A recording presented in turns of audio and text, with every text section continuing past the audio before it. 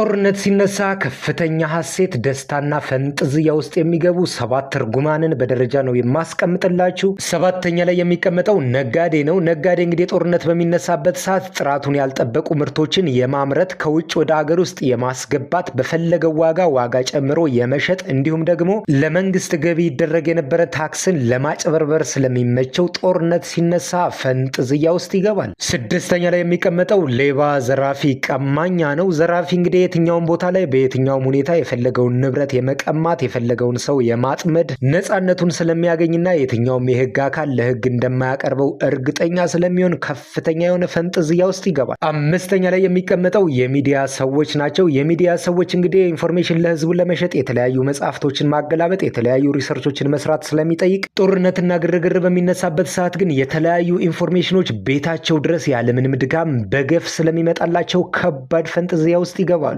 4ኛ ላይ የሚቀመጡት ፖለቲከኞችና አክቲቪስቶች ሲሆኑ የከሸፉ ፖለቲከኞችና አክቲቪስቶች ሁሌም ቢሆን አገር ስትረጋጋ ሰላም ስትሆን በህዝብ ዘንድ ስለሚረሱ ይጨንቃቸዋል። በመሆኑም ጦርነትና ግርግር በሚነሳበት ሰዓት የጃጃ አስተሳሰባቸውን ህዝብ ላይ እንደፈለገ ለመጥፋት ስለሚመቻቸው ከፍተኛ ፈንጥዝያ ውስጥ ይገባሉ። 3ኛ ላይ የሚቀመጡት የጦር መሳሪያ የሚያመርቱ ድርጅቶችና የጦር መሳሪያ የሚያዘዋውሩ ነጋዴዎች ሲሆኑ የእነዚህ ድርጅቶች የህልውና ምንጫቸው ጦርነትና ጦርነት ብቻ በመሆኑ ግርግር ሲነሳ ታላቅ ፈንጥዝያ ውስጥ ይገባሉ። 2ኛ ላይ የሚቀመጡት ፊውቸርን ዲዛይን በማድረግ የተጠመዱና ዓለምን አንድ አድርጎ ጠቅልሎ ለመግዛት የሚታትሩ ሀያላን መሪዎች ሲሆኑ በጦርነትና በጭፍጨፋ የሰው ህዝብ ቁጥር ሲቀንስላቸው ባህል፣ ወግ፣ እምነት ሲናድላቸው ታላቅ ፈንጥዝያ ውስጥ ይገባሉ።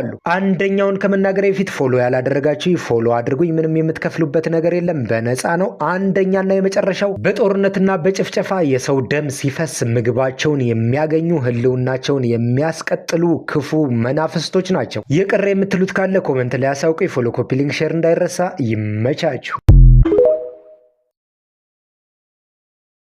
ጥዑይ ሰብ ዝበሃል ዘይዳፈር ምስኪን ህዱእ ኢና ንበሃል። ንናትኩም ሕልሚ ደፋራት ኩኑ፣ ንናትኩም ራእይ፣ ንናትኩም ክትገብሩ ደልያ ብህይወት ደፋራት ኩኑ። ኦዳሲቲ ብልዎ እንግሊሽ ቢ ኦዳሽየስ ፐርከ እቲ ግቡኡ ዝፈልጥ ቫልዩናቱ ዝፈልጥ ደፋር እዩ ዝደልዮ ነገር ኣብ ምሕታት ማለት እዩ። እቲ ሕብረተሰብ ከምዚኣ ኢኻ ትኸውን ዝበሎ ግን ኣሽንኳይ ደፊሩ ዋግኡ ክሓትት፣ ኣሽንኳይ ደፊሩ ፕሮሞሽን ክሓትት፣ ኣሽንኳይ ደፊሩ እዝን ግባኣኒ ከምዚ ገይረ ነይረ ከምዚ ክብል ዓይኑ ኸማን ቁልሕ ኢሉ ክጥምተካ ይክእል እዩ።